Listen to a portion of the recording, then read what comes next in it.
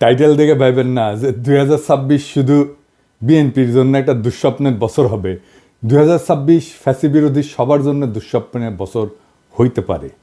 আর এই দুঃস্বপ্নে পতিত করার দায় আমাদের সবার কম বেশি থাকলেও মাস্টার অফ দ্য সেরিমনি হবে বিএনপি, আমাদের প্রিয় বিএনপি। কেন সেটা আলাপ করে নিই। আমি কয়েকদিন আগে একটা ভিডিও করেছিলাম যে বিএনপির কেরা উঠিছে, সেখানে আমি বলছি যে বিএনপি কেন এত নির্বাচন করে। আর সালাউদ্দিন সাহেব কইছে নির্বাচন দেরি করার পিছনে যুক্তিটা কি সেটা দিতে হবে। আমি কইছিলাম যুক্তিটা আমি দেব। তো ক্যারা উঠলে বুঝছেন তো কোন ক্যারা, ওইটাই। ওই ক্যারাতে মানুষ যেমন উত্তেজিত হইয়া যায়, তেমন বিএনপি 2025 সালে খুব উত্তেজিত হয়ে উঠছে। এই উত্তেজনার স্বপ্ন দোষ হবে 2026 সালে। আমি বানাইয়া কিছু বলতেছি না। বিএনপি মানে জিয়াউর রহমানের আদর্শের বিএনপি আমার খুব পছন্দের দল। আর হাসিনার ফ্যাসিস্ট আগ্রাসন থেকে সবচেয়ে বেশি মাইর খেয়া কিচ্ছু করতে না পারার দল হইল বিএনপি। এরা মাইর খেয়েছে ছাত্রদের কারণে, আজকে তাদের জীবন বাঁচাইতে পারছে। দেখেন রিজভী ভাই কি বলে। ভেঙে বিশেষ করে স্কুল কলেজের মাসুম বাচ্চারা নিজেদের জীবন দিয়ে রক্ত ঝরিয়ে আমাদের কাছকে মুক্ত করেছে, গোটা জাতিকে মুক্ত করেছে। আমি আজকে সেই সমস্ত মাসুম বাচ্চা, স্কুল কলেজের সে সমস্ত ছাত্র ছাত্রীদের যাদের শহীদী আত্মত্যাগের মধ্যে দিয়ে আজকে গোটা জাতি মুক্তি লাভ করেছে এক ভয়ঙ্কর ফ্যাসিবাদ থেকে, সেই সব শহীদদের প্রতি আমার গভীর শ্রদ্ধা জানাচ্ছি। আমি শ্রদ্ধা জানাচ্ছি যারা পঙ্গুত্ব বরণ করেছে, যাদের চোখ চলে গেছে, যাদের পা চলে গেছে, আমি তাদের প্রতিও শ্রদ্ধা জ্ঞাপন করছি। আর পাশাপাশি আমি এটুকু বলতে চাই, সারা বাংলাদেশের আজকে গণতন্ত্রের যে বিজয় হয়েছে, এইটা আমাদেরকে, এই উল্লাসকে আমাদেরকে সংহত করতে হবে। আর যখন হাসিনা ছাত্রদের হাতে জয় বাংলা হইল, তখন বাইর হইয়া বাঘের মতো গর্জন করা এই দলের নাম হইতেছে বিএনপি। যারা এদের জীবন বাঁচাইলো, যাদের জন্য খালেদা জিয়া আজকে তার ছেলের বাসায়, যাদের আত্মত্যাগে আজকে বিএনপির নেতাদের এত লম্ফজম্প, তারাই নাকি আবার আন্দোলনের মূল মাস্টার মাইন্ড। বাংলাদেশের মানুষকে 16 বছর ফ্যাসিবাদের থেকে বাঁচানোর কি করছে বিএনপি? বাঁচাইতে পারছে? 1/11 ঘটানো বন্ধ করতে পারছে? তখন তো ক্ষমতায় বিএনপি জামাত পারেনি। বাংলাদেশের উপরে যাইতে বসে এই ফ্যাসিবাদী শাসন, এইটা থেকে মুক্ত করার জন্য বিএনপি কি করছে? তা ওনারা বলেন ওনা মাস্টার মাইন্ড। তা অনেকের মধ্যে একজন না, অন্যতম না, একমাত্র মাস্টার মাইন্ড। শুনেন, 16টি বছর ধরে বিএনপিকে নিশ্চিহ্ন করতে চেয়েছে হাসিনা, আর জনাব তারেক রহমান কি বিচক্ষণতার সঙ্গে বিএনপিকে রক্ষা করেছে। শুধু রক্ষা করেছে এটা বললে ভুল হবে। কার্যকর আন্দোলন গড়ে তোলার জন্য যা যা করার দরকার, এই আন্দোলনের একমাত্র মাস্টার মাইন্ড হচ্ছে জনাব তারেক রহমান। এটা যদি কেউ ব্যাখ্যা করে বোঝাতে হয় তাকে, তাহলে একটু অসুবিধা। এই কথায় এখন আর হাসি পায় না। আমি হাসে কি করুম? পাবলিকই তো হাসতে হাসতে শেষ। তো বিএনপির কাছে আমার প্রশ্ন, আপনারা যদি আন্দোলনের মাস্টার মাইন্ড হবেন, তাহলে আপনাদের 31 দফার একটা দফাতেও এই জুলাই আগস্ট বিপ্লবের আন্দোলনের শহীদদের, আহতদের নিয়ে কোনো দফা নাই কেন? 1971-এর মুক্তিযোদ্ধাদের নিয়ে তো 21 নম্বর দফা আছে। তাদের তালিকা করবেন, স্বীকৃতি দেবেন। 2024-এর স্বীকৃতি কোথায়? তাদের পুনর্বাসন কোথায়? ভুলে যান না, এটা আপনাদের 2001-2006-এর অ্যানালগ দেশ না, এটা প্রযুক্তির বিশ্ব। নির্লজ্জভাবে আন্দোলনের ক্রেডিট নেবেন, আবার এইভাবে ধরা খাইবেন, আবার ক্ষমতায়ও যাইবেন। এত খাইতে চান কেন বাবারা? খাইবেন ভালো কথা, খাওয়ার জন্য তো চাষাবাদ করা লাগে। ছাত্রদের কি হালের বলদ পাইছেন যে তাদের ময়দা খেতে চাষ কইরা ক্ষমতা যাওয়ার স্বপ্ন দেখবেন? এই স্বপ্ন আপনার স্বপ্ন দোষ হবে 2026 সালে। চলেন দেখি কেন।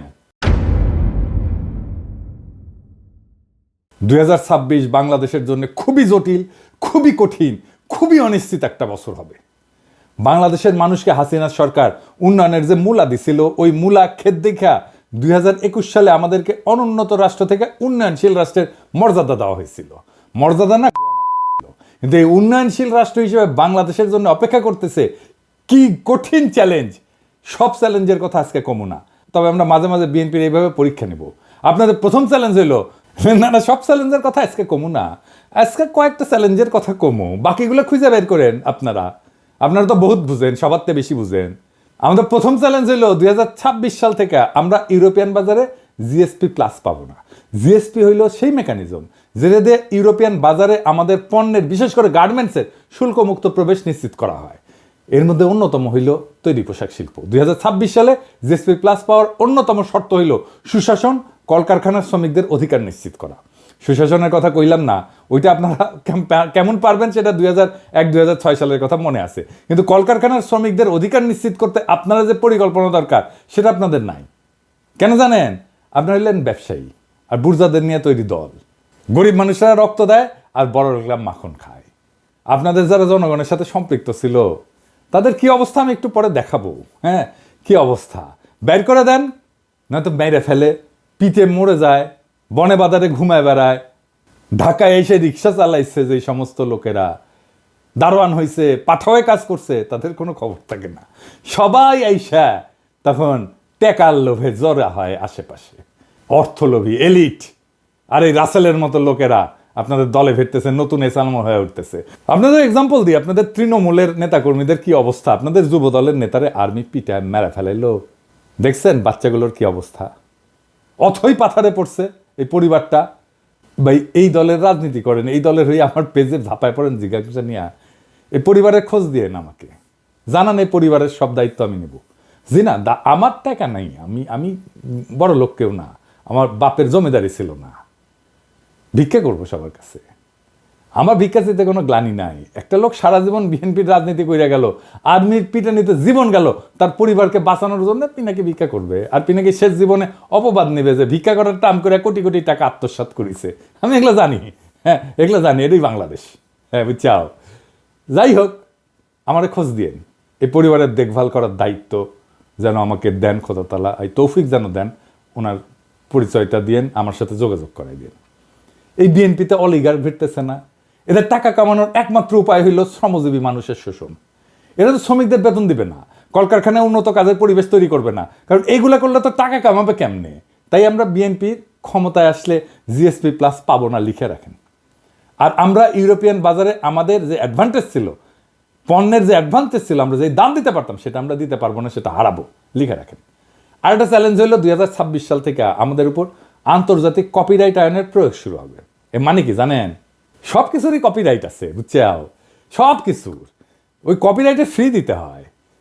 বইয়ের যেমন কপিরাইট থাকে, আমি অবশ্য বইয়ের কপিরাইটের ফি পাই না, আমি কপিরাইট ছেড়ে দিচ্ছি। সেজন্য দেখেছেন না মেলা বই আবার ছাপা হয়ে খালি বিক্রি হয়, কিন্তু এটা পয়সাকালে আমি পাই না। এইরকম কপিরাইট আছে পৃথিবীর সব জিনিসের উপরে, ওষুধের উপরে আছে।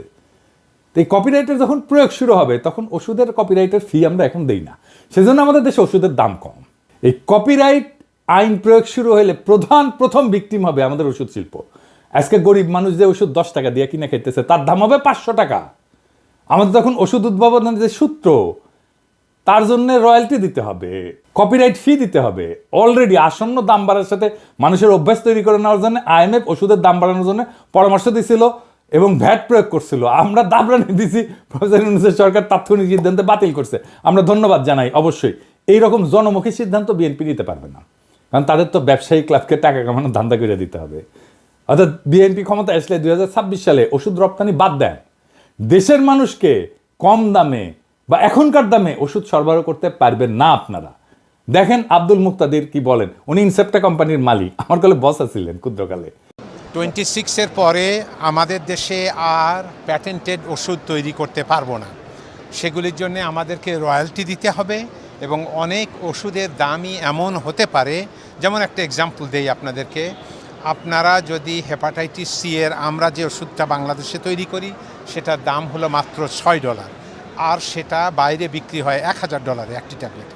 তাহলে আমরা যেটা $6 বাংলাদেশে দিচ্ছি ওটা $1000 তো মানুষ খেতে পারবে না, এবং একটা ট্রিটমেন্ট হলো 87টা ট্যাবলেট খেতে হয় একবারে। তো বাংলাদেশের কোন লোক হেপাটাইটিস সি হলে পারে $87,000 দিয়ে এটা খেতে পারবে? দেখেছেন কি ধাইয়া আসতেছে।